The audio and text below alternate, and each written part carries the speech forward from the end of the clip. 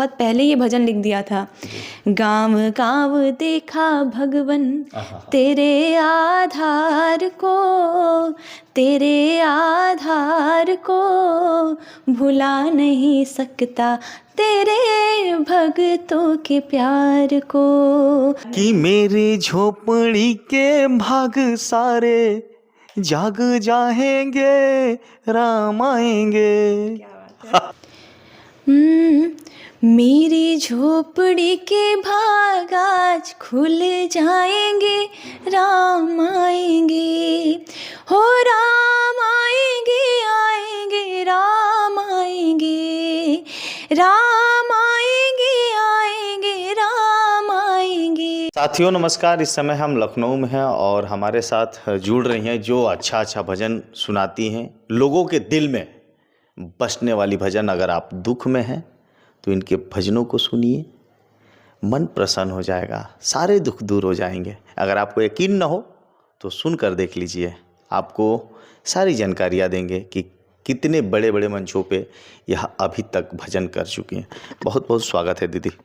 बहुत बहुत धन्यवाद जी, आप आए, आप यहाँ पे बैठ करके मुझसे पूछ रहे हैं, मुझे काफ़ी अच्छा लग रहा है। तो बताइए दीदी, हम ये जानना चाहेंगे कि अभी तक आपने कितने बड़े बड़े मंचों पे भजन किया है। और सबसे पहले तो इतनी जानकारी देने से पहले हमारे जो दर्शक हैं काफ़ी दुख में हैं, उनको काफ़ी देखिए, कहते हैं ना कि भक्ति में इतनी ताकत है कि अगर एक बार आप सुन कर देख लीजिए, जैसे है ना, राम आएंगे तो अंगना सजाऊंगी। आजकल का टाइम क्या है ना कि दुखी तो हर एक इंसान है, कोई अपने दुख से दुखी है, कोई दूसरे के सुख से दुखी है ना। तो ऐसा तो सबका है, लेकिन हमारे धर्म में एक बड़ी प्यारी लाइन है कि सुख में सुमिरन सब करें, दुख में करे न कोई, तो सुख में सुमिरन करे तो दुख काहे होए।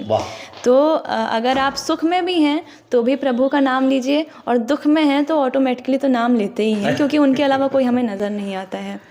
दीदी, जब देखा जाता है कि राम आएंगे तो अंगना सजाऊंगी, ये वाला भजन बड़ा अच्छा लगता है और हम चाहेंगे कि आपके मुखार बिंदु से ये वाला भजन सुनने के लिए हम बहुत इच्छुक हैं। बहुत प्यारा भजन है और मुझे बहुत अच्छा लगेगा जी, मैं सुनाती हूँ। मेरी झोपड़ी के भाग आज खुल जाएंगे, राम आएंगे, हो राम आएंगे, आएंगे राम आएंगे, राम आएंगे, आएंगे राम आएंगे। मेरी झोपड़ी के भाग आज खुल जाएंगे, राम आएंगे। तो राम आएंगे तो ठीक है, लेकिन राम को हमेशा अपने जीवन में रखिए। आगे की लाइन बताइए, अभी सुनने का मन कर रहा है। अरे क्या बात है। राम आएंगे तो अंगना सजाऊंगी, धूप दीपों से मैं आरती सजाऊंगी। वाह, क्या बात है। मुझे थोड़ी सी लाइनें याद कि मेरी झोपड़ी के भाग सारे जाग जाएंगे, राम आएंगे। कभी कभी हम लोग भी गुनगुना देते हैं। जो भक्ति की जो लाइन होती है, जब संगीत ही एक ऐसी चीज है कि जब इंसान जाता है तो ऑटोमेटिक उछलने लगता है। जी, तो दीदी, आपको इसकी शिक्षा दीक्षा कहाँ से प्राप्त हुई और आपने इस लाइन को ही क्यों चुना? क्योंकि कोई भी इंसान जब शुरू से किसी चीज़ को कर रहा होता है तो उसमें रम जाता है ना। जैसे हम पढ़ाई कर रहे होते हैं तो काफ़ी हमारी ग्रेजुएशन, पोस्ट ग्रेजुएशन, सारी चीज़ें, तो ठीक उसी प्रकार मैं भी बहुत छोटी थी, 8 वर्ष की आयु में, मेरे नानपारा में, मैं जहाँ से बिलोंग करती हूँ, नानपारा डिस्ट्रिक्ट बहराइच से, तो वहाँ पे बहुत ही प्यारा बाबा का मंदिर है, खाटू श्याम जी। तो वहीं पे 8 साल की उम्र से जाना शुरू हुआ और भजनों को सुनना, फिर भजनों को गाना। तो होता है ना कि एक आप चीज़ों को कर रहे हैं, उसी में रम जाते हैं। तो ठीक वही मेरे साथ भी हुआ और चीज़ों को करते करते करते करते करते फिर भजन ऐसा मेरे अंदर बैठ चुका है ना कि अब उसके अलावा मैं कुछ कर भी नहीं सकती हूँ। दीदी एक सवाल और करेंगे, जैसे कि आप भक्ति लाइन में चली गई और आजकल की जो हमारी प्यारी लाडली बहनें हैं वो अश्लीलता की तरफ जा रही हैं, उनके मिलियन व्यू आ रहे हैं। बहुत दुख की बात है। मैं दर्शकों से भी कहना चाहूँगा, दिल टूट जाता है। मैं इस इंडस्ट्री में मैं कई लड़कियों से मिला हूँ, कई लड़कियों से बात किया हूँ, उनकी व्यू क्या आते हैं, 10 आते हैं, 20 आते हैं। बहुत दुख है। क्या कहना चाहेंगे दीदी, इसका कारण क्या है? देखिए, आज नहीं तो कल लोगों को इसकी अहमियत जो है, इसकी वैल्यू जो है वो पता चलेगी। क्योंकि गंदगी आप ना जितनी जल्दी थोड़ी भी डालोगे ना, बहुत जल्दी वो फैल जाती है गंदगी। और आप अगर सफाई करने जाओगे ना तो आपको बहुत टाइम लगेगा। तो किसी भी चीज़ को बिगाड़ने में टाइम नहीं लगता, बनाने में टाइम लगता है। तो भक्ति और भजन भी ठीक ऐसा ही है कि लोगों के बीच में आपको लाने में, लोगों को सुनाने में, क्योंकि अच्छाई ना आपको डांट डांट के बतानी पड़ती है, और जो आपकी बुराई होती है ना, आप छोटी सी चीज़ करोगे लोग बहुत इंटरेस्टेड हो जाते हैं। तो ठीक इसी प्रकार है। तो अभी लोग जागेंगे, और भजनों का तो ऐसा है ना कि जब दुनिया से हारे हों, कुछ चीज़ें नज़र नहीं आएंगी, तब भगवान ही नज़र आएंगे, है ना। तो क्या ठीक बात वही है। दुनिया से हारोगे, आओगे भगवान के पास, और यही भगवान तुम्हें कहेंगे बेटा जाओ, जिंदगी आनंद से जियो। तो वहीं अब लगेगा कि अब पछताए का होत है, जब चिड़िया चुग गई खेत।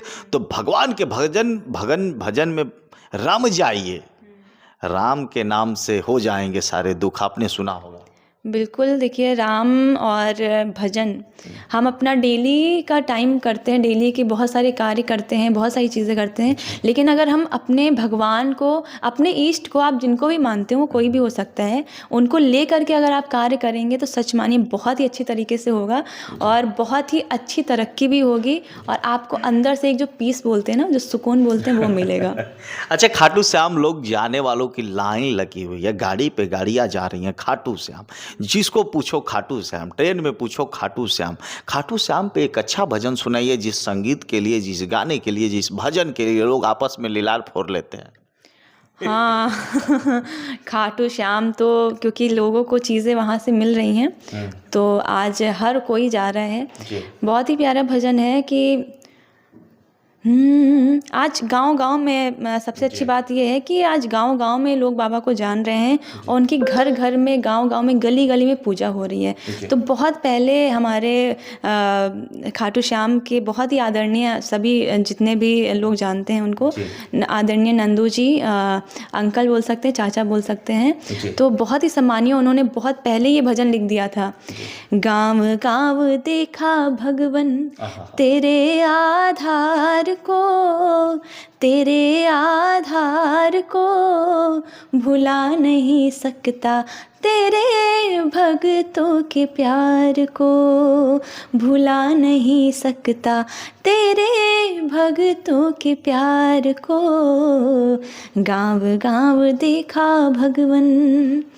तो जिस तरीके से आज चीज़ें हो रही हैं, तो ये बहुत पहले से था तय कि, क्योंकि हमारे बाबा को ना ये वरदान है, कलयुग में जैसे जैसे चीज़ें बढ़ेंगी, जैसे जैसे कलयुग बढ़ेगा, वैसे वैसे आपका नाम बढ़ेगा, आपके नाम की पूजा होगी, और कलयुग में चारों ओर आपके नाम की जयकारे होंगे। तो ठीक वही आज हो रहा है। दीदी देखा जाए तो अभी तक कितने मंचों पे आपने भजन सुनाया है, और कहाँ ऐसा लगा अपने लाइफ का ऐसा कोई मंच हो जहाँ पे ऐसा लगा हो कि भक्ति भजन में बहुत कुछ है, बड़ी ताकत है? कभी ऐसा लगा है जितने के में? देखिए, ये तो मुझे हर बार लगता है, तभी मैं ये चीज़ें करती हूँ। अभी तक मैंने ऑल ओवर इंडिया काफ़ी प्रोग्राम्स करे हैं, काफ़ी कीर्तन करे हैं, बाबा की कृपा से। मेरा कुछ नहीं है, सब वही करवाते हैं, और मतलब काफ़ी जगह। और ऐसा भी होता है, कभी कभी ऐसा लगता है कि लोग भजन बस कराते हैं, है ना, लेकिन भजनों को करते नहीं हैं। तो मेरी ये विनती रहती है कि जहाँ पे मैंने चीज़ें करी हुई हैं, तो आपसे मेरी विनती है कि भजनों को कराने से पहले खुद भजन करिए। और ऐसा बहुत टाइम हुआ, जैसे मैं गई थी पश्चिम बंगाल, आसनसोल पड़ता है, वहाँ पे बहुत प्यारी सी मंदिर है बाबा की। वहाँ के भक्तों ने, ऐसा लगा नहीं कि वो बस होता ना कि एहसान कर रहे हो बाबा का नाम लेकर के, प्रभु का नाम लेकर के, वहाँ पे सच में लगा कि वो भजन कर रहे हैं और भगवान का गुणगान कर रहे हैं। और ऐसे बहुत सारे मंचेस दीदी बहुत ऐसे मंचों पे देखा गया है, आप सही बोल रही हैं, मैंने भी इस चीज़ को फीलिंग किया है, इस बात को फीलिंग किया है कि लोग पैसे दे करके पूजा करा देते हैं और उनका उनसे बहुत ज़्यादा वास्ता नहीं रहता है, बस आएंगे कि ड्रेस चेंज करेंगे और बैठ जाएंगे पूजा आरती करने के लिए। तो वही चीज़ है कि देखिए, हैं भाव के भूखे भगवन, ये वेद बताते हैं। और जब भक्त बुलाए प्रेम से तो प्रभु दौड़े आते हैं। तो उनको आपके बहुत दिखावे की कोई ज़रूरत नहीं है। कहते हैं ना, निश्चल जन मन सो मोहि पावा, मोहे कपट छल छिद्र न भावा। तो भगवान को बस आपका प्रेम, आपका भाव और आपकी सच्चाई चाहिए। तो अगर वो आप करेंगे ना, तो आप उनके सामने बस एक पानी की बोतल जैसे रखी हुई रख देंगे ना, तो वो भी उसमें भी बुलाने में आ जाएंगे। वो सबरी के बेर, जूठे बेर खा सकते हैं, वो खिचड़ी खा सकते हैं। तो उनको 56 भोग नहीं, उनको आपका प्रेम, आपका भाव चाहिए। वाह क्या बात है, बड़ा अच्छा लगा दीदी। अब बहुत अंतिम सवाल होगा, जिस तरह से देखा गया कि अगर मान लीजिए आए दिन इस तरह की घटनाएं घट रही हैं, लोग अब यह समय आ गया है, ये तो